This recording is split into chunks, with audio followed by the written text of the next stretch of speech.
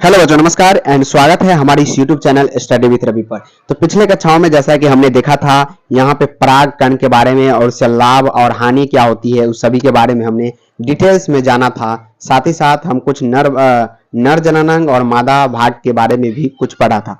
लेकिन आज के क्लास में हम लोग इम्पोर्टेंट टॉपिक पर बात करने वाले हैं और इससे भी प्रश्न जो है आपके एग्जाम में पूछे जाते हैं और हमेशा पूछे जाते हैं।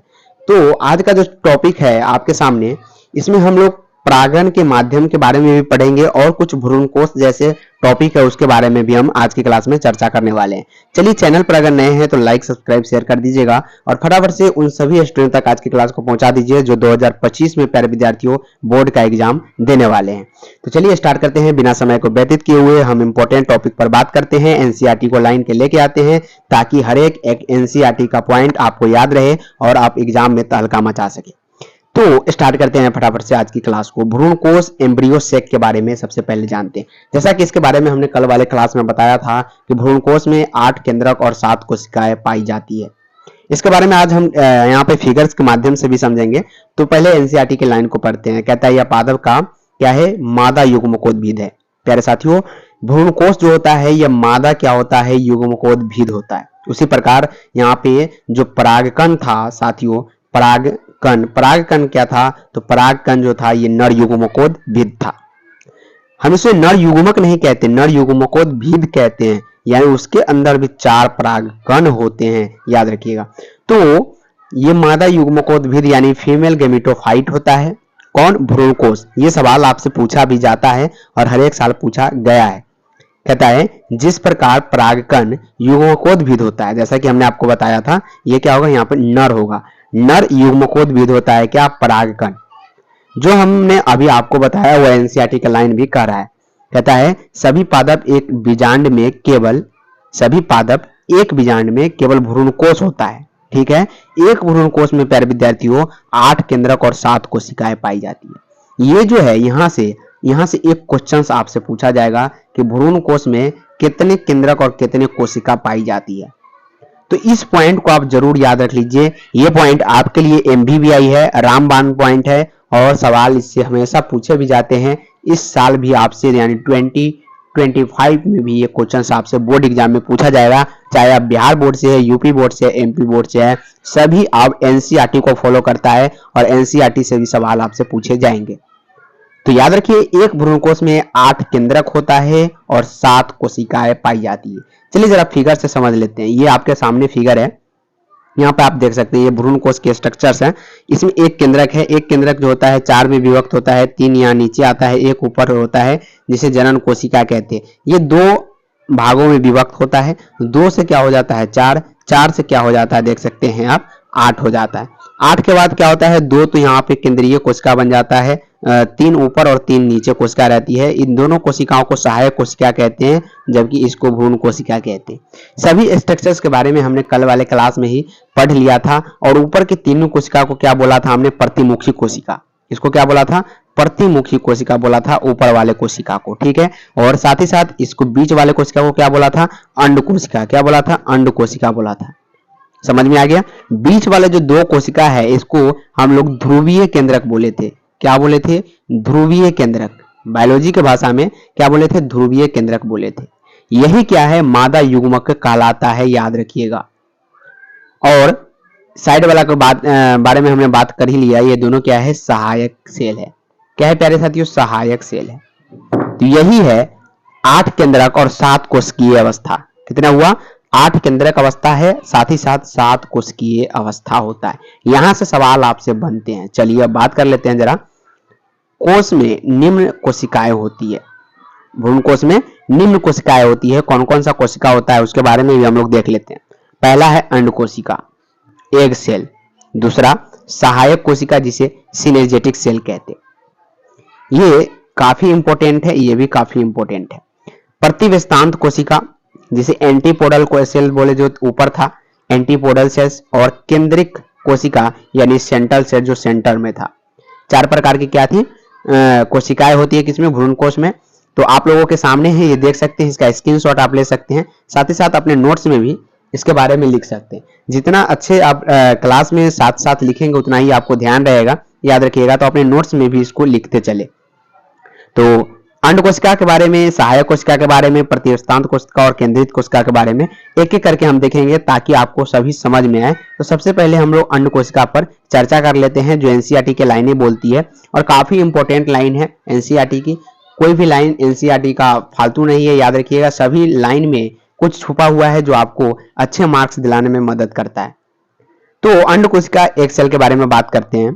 कहता है इसकी संख्या एक होती है। हमने आपको बताया अंड कोशिका नीचे जो था दो तो सहायक कोशिका था, लेकिन एक बीच में क्या था, ये अंड कोशिका था। कुछ इस प्रकार से इसका स्ट्रक्चर था और तीन ऊपर क्या था, यहाँ पे सहायक क्या था। बिल्कुल सभी का यहाँ पे जवाब आना चाहिए। मैं जो पूछ रहा हूँ ये क्या था, प्रतिमुखी सेल था। और ये अंड कोशिका था, ये क्या है, सहायक, और ये भी सहायक है। साथ में ये जो है ध्रुवीय, यहाँ पे क्या था, ध्रुवीय केंद्रक था। ये आपको समझ में आ गया होगा। तो अंड कोशिका कौन था, ये था, इसके बारे में हम चर्चा कर रहे हैं। कहता है इसकी संख्या एक होती है, जैसा कि फिगर के माध्यम से भी हमने आपको बताया था कि अंड कोशिका की संख्या एक होती है। अंड कोशिका निषेचन के समय जो होती है नर युग्मक मेल गैमेट के साथ कर द्विगुणित भ्रूण यानी एम्ब्रियो का निर्माण करती है। जब प्यारे साथियों वर्तिकाग्र पर क्या आता है, नर युग्मक आता है और ये फलोपियन ट्यूब के माध्यम से पराग नली के माध्यम से जब ये यहाँ तक अंड कोशिका तक पहुंचती है तो उसके साथ संयोग करके क्या होता है, द्विगुणित भ्रूण यानी भ्रूण एम्ब्रियो का निर्माण कर लेती है। यानी युग्मक का क्या होता है, युग्मक का संचयन होता है। युग्मक आपस में क्या होते हैं, मिलते हैं और नर युग्मक और साथ ही साथ मादा युग्मक आपस में मिलकर क्या करते हैं, ये भ्रूण का निर्माण करते हैं। ये आपको समझ में आ गया होगा। आप देख सकते हैं ये फिगर्स दिया गया है, ये जो है इसका क्या है, बिल्कुल अंड कोशिका है।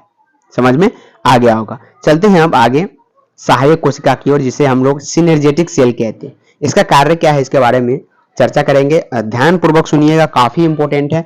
जितना मैं यहाँ पे पढ़ा रहा हूँ आपके बोर्ड के लिए काफी है। इससे बाहर एक भी प्रश्न आपसे नहीं पूछे जाएंगे। एनसीईआरटी को निश्चित रूप से आप लोग फॉलो कीजिएगा। जब मैं एक एक करके समझा दूंगा फिर से आपके सामने, जैसा कि जीवों में जनन के एनसीईआरटी हाईलाइट लाया गया था, सेम उसी प्रकार यहाँ पे इसका भी, इस चैप्टर्स का भी एनसीईआरटी का लाइन टू लाइन सॉल्व करने का प्रयास यहाँ पे किया जाएगा। तो सहायक कोशिका सिनर्जेटिक सेल के बारे में बात करते हैं।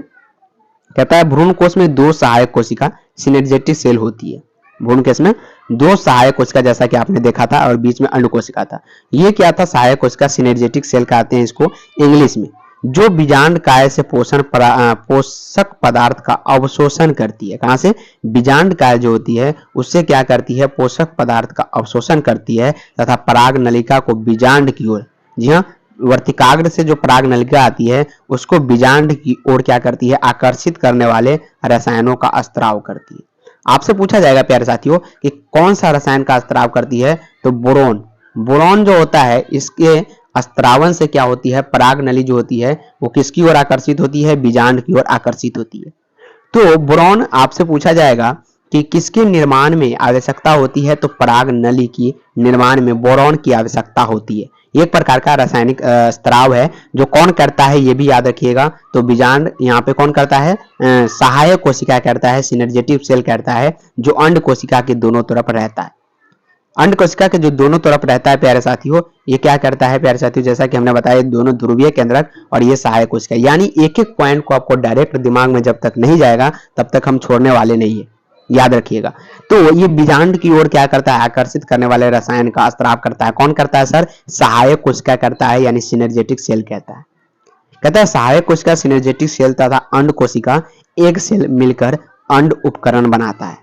अंड उपकरण कौन कौन बनाता है, सहायक कोशिका जो दो था और अंड कोशिका जो कि बीच में था। ये मिलकर क्या होता है, अंड उपकरण का निर्माण करता है। एक सेल मिलकर अंड उपकरण का निर्माण करता है। ये आपको समझ में आ गया होगा। यहां से जो इंपॉर्टेंट क्वेश्चंस बनने वाले थे मैंने बता दिया रसायनों के बारे में कि कौन सा रसायन का स्त्राव करता है, तो बोरॉन नामक रसायन का स्त्राव करता है। और किसके लिए, तो ये याद रखिएगा पराग नली को यहाँ पे बीजांड काय तक लाने के लिए। ये तो समझ में आ गया होगा। चलते हैं आगे, नेक्स्ट पॉइंट, प्रतिविस्तांत कोशिका जो एंटीपोडल सेल थी प्यारे साथियों, दो ऊपर, यहाँ पे ऊपर का भी चिन्ह दिया गया है ताकि आपको एक एक पॉइंट समझ में आए और कुछ फिगर्स के माध्यम से आपको ध्यान रहे। तो कहता है कि भ्रूण निभाग यानी चैलेजा या कैलेजा भी पढ़ते हैं इसको, भ्रूण विभाग चलेजा की ओर 3 कोशिकाएं प्रतिव्यस्तांत कोशिका एंटीपोडल सेल होती है जो निषेचन के बाद ये नष्ट हो जाती है। जैसा कि इस प्रकार का कुछ स्ट्रक्चर्स था, ध्यानपूर्वक देखिएगा, इस प्रकार का स्ट्रक्चर्स था। 3 ऊपर कोशिका थे प्यारे साथियों, यही कोशिका क्या कहलाता है, प्रतिव्यस्तांत कोशिका। और 3 कोशिका नीचे था, जिसमें एक कोशिका तो क्या था, अंड कोशिका था, 2 क्या था, सहायक कोशिका था, बीच में क्या था, ध्रुवीय केंद्रक था। तो ये तीनों का तीनों कोशिका क्या कहलाता है, बिल्कुल प्रतिव्यस्तांत कोशिका यानी एंटीपोडल कोशिका, एंटीपोडल सेल्स कहलाता है। समझ में आ गया। इसका कार्य हमने देखा है कि प्रतिव्यस्तांत कोशिका है होती है जो निषेचन के बाद ये क्या होती है, नष्ट हो जाती है। समझ में आ गया होगा। चलते हैं अगला पॉइंट पे, केंद्रक सेल, सेंटर्ड सेल के बारे में जानते हैं कि आखिर केंद्रक कोशिका, सेंट्रल कोशिका जो होती है उसका कार्य क्या होता है, आखिर क्या होती है। चलिए इस एनसीईआरटी के माध्यम से ही हम लोग समझते हैं। कहता है भ्रूण कोश के मध्य में 2 ध्रुवीय केंद्रक होता है। ध्रुवीय केंद्रक कितने होते हैं, 2 होता है, जैसे कि हमने बताया। बीच वाला भाग जो था वो ध्रुवीय केंद्रक है। देखिए फिगर्स के माध्यम से कितना अच्छा आपको समझ में आ रहा होगा। बार बार मैं जिक्र कर रहा हूँ फिगर्स का और मैं फिगर बना भी दे रहा हूँ। 2 एंटीपोडल सेल, 3 एंटीपोडल सेल था, 2 नीचे भी से, जो एक बड़ा जो था प्यारे साथियों ये ध्रुवीय अंड कोशिका था, 2 सहायक, और ये जो है ध्रुवीय केंद्रक है। तो केंद्रक कोशिका के बारे में बात कर रहा है कि भ्रूण कोश के मध्य में 2 ध्रुवीय केंद्रक होता है जो एक नर युग्मक से निषेचित होकर त्रिगुणित भ्रूणपोष एंडोस्पर्म का निर्माण करता है। आपको पता है ऊपर से 2 युग्मक आते हैं, नर युग्मक, 2 युग्मक आते हैं, ठीक है। एक तो यहाँ पे इसके साथ संयोग करता है, बल्कि एक जो होता है ध्रुवीय केंद्रक के साथ संयोग करके त्रिगुणित भ्रूणपोष का निर्माण करता है। एक जो होता है, एक नर युग्मक जो होता है ये ध्रुवीय केंद्रक के साथ क्या करता है, निषेचित हो जाता है, फर्टिलाइज हो जाता है, यानी फर्टिलाइजेशन उसका होता है, और त्रिगुणित यानी 3N जिसे हम लोग बायोलॉजी की भाषा में कहते हैं, भ्रूणपोष एंडोस्पर्म बनाता है। यही क्या करता है भ्रूणपोष साथियों, भ्रूण को पोषण देने का कार्य करता है। भ्रूणपोष क्या करता है, पोषण देने का कार्य करता है, किसको, भ्रूण को। इसके बारे में भी आगे हम देखेंगे कि किस प्रकार से पोषण देता है। तो अब फिगर्स के माध्यम से देख लेते हैं। यहाँ पे जैसा कि हमने शुरू से ही बताते आ रहा हूं कि फिगर्स इंपॉर्टेंट है आपके लिए। ये चलेजा इंड है, यानी चलेजा वाला भाग है। एंटीपोडल सेल जैसा कि हमने बताया था, प्रतिव्यस्तांत कोशिका 3 होती है, देख सकते हैं आप आपके स्क्रीन के सामने। 2 ये जो है ये पोलर न्यूक्लियाई है, ध्रुवीय केंद्रक है, और एक जो है यहाँ पे एक सेल है, 2 क्या था, सिनर्जेटिक सेल, जो कि सहायता प्रदान करता है। फिलिफॉर्म एपरेटस इस पर पाई जाती है। क्या पाई जाती है, फिलिफॉर्म एपरेटस पाई जाती है, जो पीला पीला कलर का यहाँ पे थोड़ा रेड कलर का दिख रहा है, इसको हम लोग क्या नाम देते हैं, फिलिफॉर्म एपरेटस। ये फिगर जो है आपके लिए इंपॉर्टेंट फिगर था, इसे याद रखिएगा। क्वेश्चंस आपको यहां से बनता है, याद रखिएगा, और पूछे भी जाते हैं। उम्मीद है पूरी तरह से समझ में आ गया होगा। अब हम जरा बात करते हैं नेक्स्ट पॉइंट, जिसका नाम है परागकण एवं इनके प्रकार। परागकण और इनके प्रकार, परागण के माध्यम के बारे में भी हम जानेंगे। तो परागकण यानी पॉलिनेशन के बारे में जानते हैं। कहता है कि पादपों में युग्मक स्थानांतर जो है, गैमीट ट्रांसफर जो है, यह प्रक्रिया परागकण द्वारा होती है, परागण द्वारा होती है। परागकण नहीं है, सॉरी, परागण है। यानी पॉलिनेशन किस माध्यम से होती है, तो पादप में युग्मक स्थानांतरण, यह प्रक्रिया क्या कहलाती है, परागण कहलाती है। पराग कोश के स्फुटन के पश्चात, जब स्फुटन होती है पराग कोश की, तो इसके पश्चात पराग कणों का स्त्री केसर के वर्तिकाग्र तक, स्त्री केसर जो होती है जैसा कि हमने बताया वर्तिकाग्र होती है, और इस वर्तिकाग्र तक जाने के प्रक्रिया को ही हम लोग पर यहाँ पे क्या कहते हैं, परागण कहते हैं। तो कहता है वर्तिकाग्र तक जाना कहलाता है परागण के स्रोत के आधार पर, यानी depending on the source of pollen. परागण निम्न प्रकार का होता है। परागण कई माध्यम से हो सकते हैं, एक एक करके समझते हैं। तो पहला तो आता है स्वपरागण, सेल्फ पॉलिनेशन, और दूसरा परपरागण, जिसे जिनेटोगमी कहते हैं। तो अब बात करते हैं कि स्वपरागण क्या होता है, इसके बारे में जानते हैं। सेल्फ पॉलिनेशन सर क्या होता है, तो यहाँ पे स्वपरागण, सेल्फ पॉलिनेशन क्या होता है, परागकण जब स्वयं परागकोश से निकलकर वर्तिकाग्र पर पहुंचता है। कहने का मतलब कहता है इस प्रकार के परागकण में परागकण उसी पादप के पुष्प तक पहुंचते हैं। यह 2 प्रकार के होते हैं। मान लीजिए आपके पास ये वर्तिकाग्र है, यहाँ से इसका क्या है, नली है, और यहाँ से एक क्या होती है, परागकण है, ठीक है, इसी पेड़ के माध्यम से। और क्या होती है, यहाँ से जो परागकण है ये इसी पेड़ के वर्तिकाग्र पर आ जाए, तो इस प्रक्रिया को जो हम लोग स्वपरागण कहते हैं।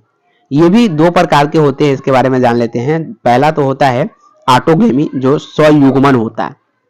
अच्छा, स्वयुग्मन क्या होता है, तो जब पुष्प के परागकण जो होते हैं उसी पुष्प के वर्तिकाग्र तक पहुंचते हैं तो यह स्वयुग्मन कहलाता है।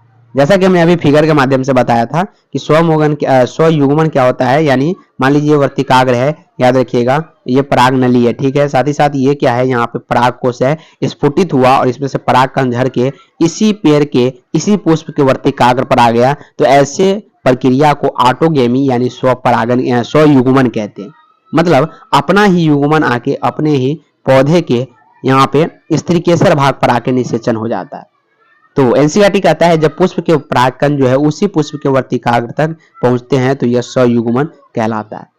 ये आपके लिए इंपॉर्टेंट है, यहाँ से क्वेश्चंस पूछे जाते हैं, काफी कंफ्यूज भी रहते हैं ऐसे टॉपिक पे स्टूडेंट, और काफी गलत भी करते हैं, ये भी याद रखिएगा। सजात पुष्पी परागण क्या है, इसके बारे में जान लेते हैं।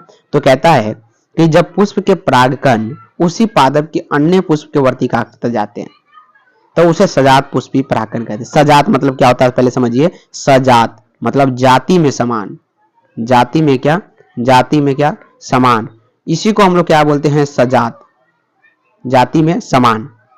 मान लीजिए गुलाब का पौधा है प्यारे साथियों, गुलाब का पौधा है और एक और गुलाब का पौधा है जो इससे हटा हुआ है, जो इस पेड़ से क्या है, हटा हुआ है।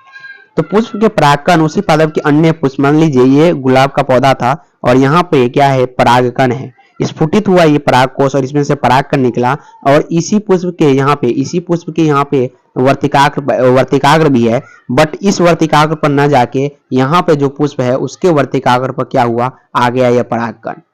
तो ये क्या हुआ, गुलाबे के पौधा है, यहाँ पे भी गुलाब है, यहाँ पे भी गुलाब है, यानी यहाँ भी रोजी का पौधा है, यहाँ भी रोजी है, ठीक है, सेम जाति का है, इसलिए ये यहाँ से परागकण उठ के यहाँ अगर आ जाए तो ऐसी प्रक्रिया को जिन्टेनोगेमी यानी सजात पुष्पी परागकण कहते हैं।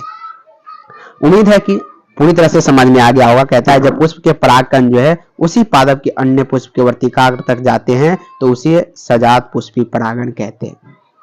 ये इंपॉर्टेंट पॉइंट है, ये सभी याद रखिएगा, यहाँ से क्वेश्चंस आपसे पूछे भी जाएंगे। अगला है कि स्वपरागण निम्न परिस्थितियों में होता है। कहता है पादप उभलिंगी होता है तो उनमें स्वपरागण ऑटोगेमी होता है। पादप अगर उभलिंगी है तो उसमें स्वपरागण हो जाता है। उभलिंगी के माध्यम से दोनों लिंग उपस्थित है। उभलिंगी का मतलब क्या होता है, दोनों लिंग जो है उसमें उपस्थित है तो हो सकता है कि वो स्वपरागण कर सकता है। पादप के पुष्प में समकाल परिपक्वता होमोगेमी पाई जानी चाहिए, यानी पुंकेसर और स्त्रीकेसर एक साथ परिपक्व होना चाहिए। मतलब स्वपरागण की एक ऐसी सिचुएशन,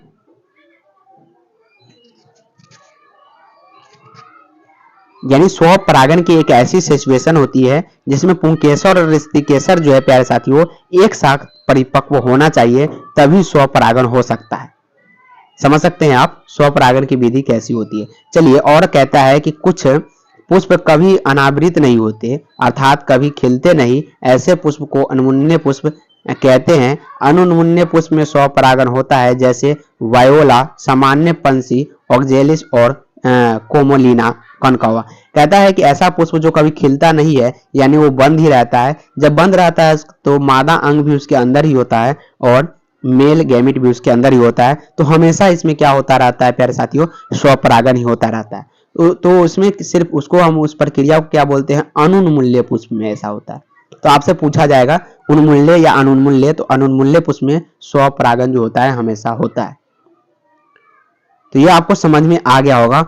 नेक्स्ट क्लास में जो है हम लोग स्वपरागण के लाभ के बारे में और हानियां के बारे में चर्चा करेंगे। तब आज के लिए इतना ही रखते हैं।